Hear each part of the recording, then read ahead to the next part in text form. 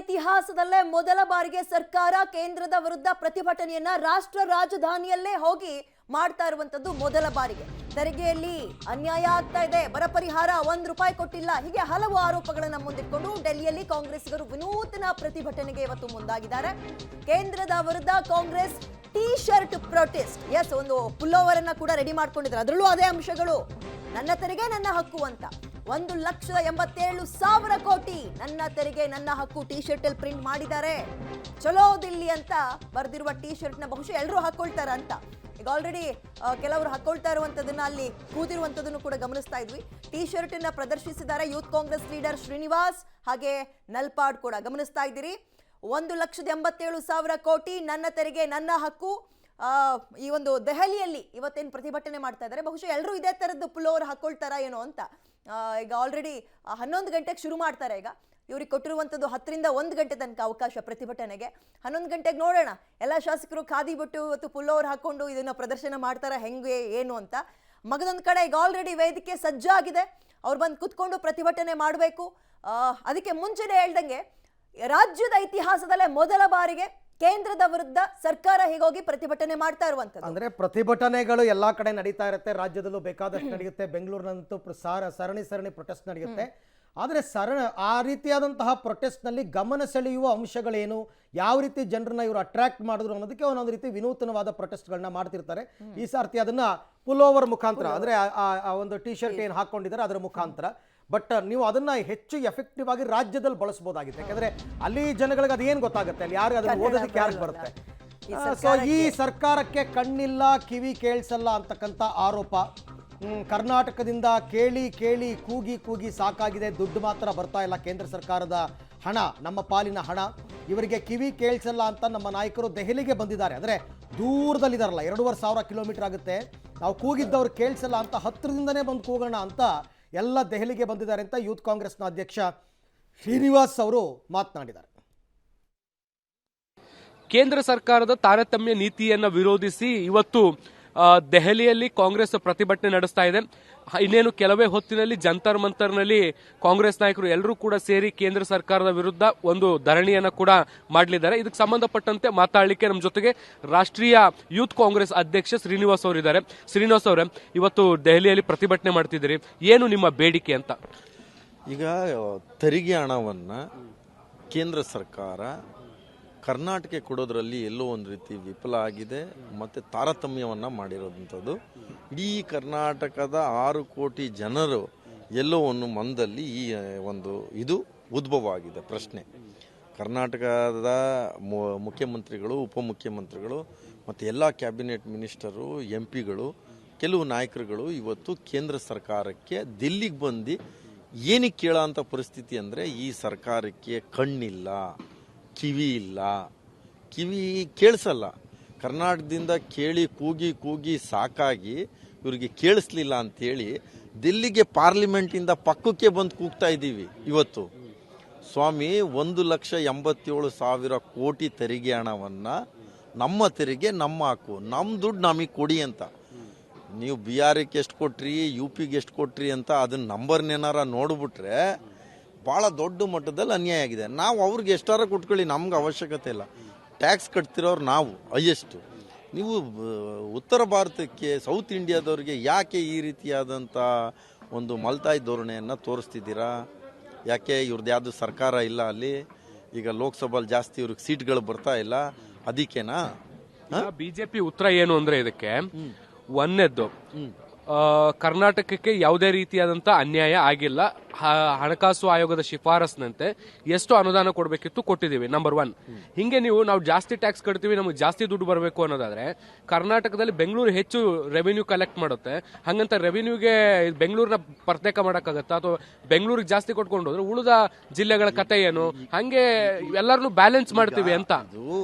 ಪೂರ ಕರ್ನಾಟಕ ರಾಜ್ಯದ ವಿಚಾರಕ್ಕೆ ಎಷ್ಟು ಟ್ಯಾಕ್ಸ್ ಅನ್ನ ಕಟ್ತಾ ಇದ್ದಾರೆ, ಆ ದುಡ್ಡನ್ನು ಅವರು ಕೊಡಬೇಕಾಗಿರೋಂಥದ್ದು, ಅದು ಅವ್ರದ್ದು ಧರ್ಮ. ಅವ್ರೇನು ಅದರಲ್ಲೇನು ಏನು ಎಕ್ಸ್ಟ್ರಾ ಕೊಡ್ತಾ ಇಲ್ಲ. ಅವ್ರು ಯಾರೋ BJP MLA ಯಾರು ಹೇಳಿದ್ರಂತೆ, ನೆನ್ನೆ ನಮ್ಮ MLA ಹೇಳ್ತಾ ಇದ್ರು, ಭಿಕ್ಷಾ ಬೇಡಕ್ಕೆ ಡೆಲ್ಲಿಗೆ ಹೋಗೋರೆ. ಸ್ವಾಮಿ, ಭಿಕ್ಷಾ ಬೇಡಕ್ಕೆ ನಾವೇನು ಬಂದಿಲ್ಲ ಸ್ವಾಮಿ, ನಮ್ಮ ತೆರಿಗೆ ಹಣವನ್ನು ನಾವು ಕೇಳಲಿಕ್ಕೆ ಬಂದಿದ್ದೀವಿ. ಇವ್ರು 25 MP ಇಲ್ಲಿ ದಂಡಪಿಂಡಗಳು. ಒಂದೂ ದಿನಾನೂ ಇವ್ರಿಗೆ ದಮ್ಮಿಲ್ಲ. ನರೆ ಬಂದಾಗ ಇವ್ರು ಮಾತಾಡಿಲ್ಲ, ಬರ ಬಂದಾಗ ಮಾತಾಡಿಲ್ಲ. ಕರ್ನಾಟಕಕ್ಕೆ ಯಾವ್ದಾರ ಒಂದು ಒಳ್ಳೆ ಕೆಲಸ ಮಾಡಿದ್ರೆ ಇವ್ರದ್ದು ರಿಪೋರ್ಟ್ ಕಾರ್ಡ್ ಕೊಡ್ರಿ. 5 ವರ್ಷದಲ್ಲಿ ಎಷ್ಟು ಕ್ವಶನ್ ಕೇಳವ್ರೆ, ಅಭಿವೃದ್ಧಿ ಬಗ್ಗೆ ಆಗಿರ್ಬೋದು, ಆ ನರೆ ಬಂದಾಗ ಪ್ರತಿಯೊಂದು ವಿಚಾರದಲ್ಲೂ ಇವ್ರಿಗೆ ಕೇಳಕ್ಕೆ ಇವ್ರಿಗೆ ಧೈರ್ಯನೇ ಇಲ್ಲ. ಅವ್ರಿಗೆ ಸುಮ್ಮನೆ ಅವ್ರಿಗೆ ಭಯ ಪಟ್ಕೊಂಡು ಬಂದು ಅಲ್ಲಿ ಕೂತ್ಕೊಂಡು ಬೇರೆ ಬೇರೆ ಹಿಟ್ ಅಂಡ್ ರನ್ ಸ್ಟೇಟ್ಮೆಂಟ್ಗಳು ಕೊಡೋದನ್ನ ಬಿಡಿ.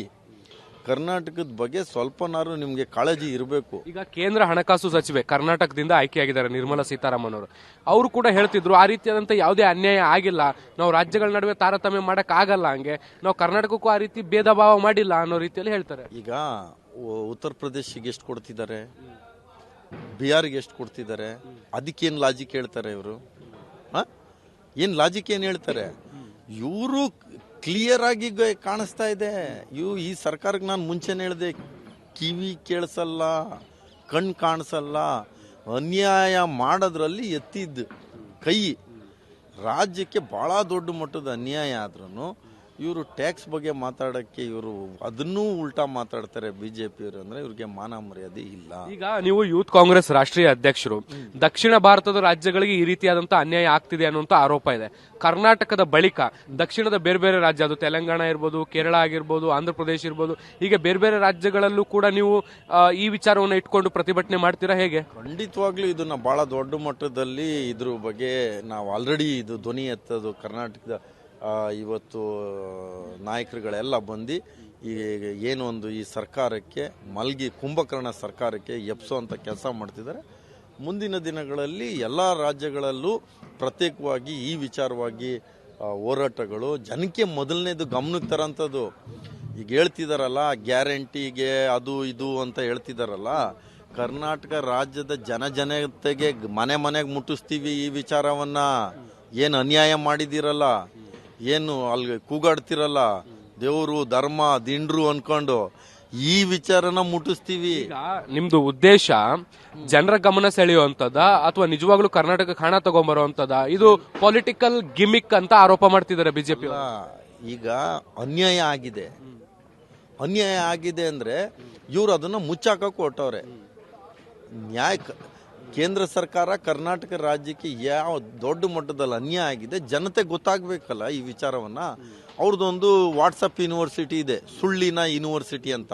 ಅದರಲ್ಲಿ ಸುಳ್ಳುಗಳನ್ನ ಮಾಡಿ ಜನರಿಗೆ ಗಮನನ ಬೇರೆ ಕಡೆ ಎಳೆಯೋದು, ಮತ್ತೆ ಎಲ್ಲೋ ಒಂದು ರೀತಿ ವಾತಾವರಣವನ್ನ ಒಂದು ಹದಗೆಡಿಸೋಂಥ ಕೆಲಸ ಮಾಡೋದು ಬಿಟ್ರೆ ಇವರು ಯಾವುದೇ ಇದು ಕರ್ನಾಟಕ ರಾಜ್ಯಕ್ಕೆ ನಾವು ನಮ್ಮ ಹಕ್ಕು ಸ್ವಾಮಿ, ನಮ್ಮ ತೆರಿಗೆ ನಮ್ಮ ಹಕ್ಕು.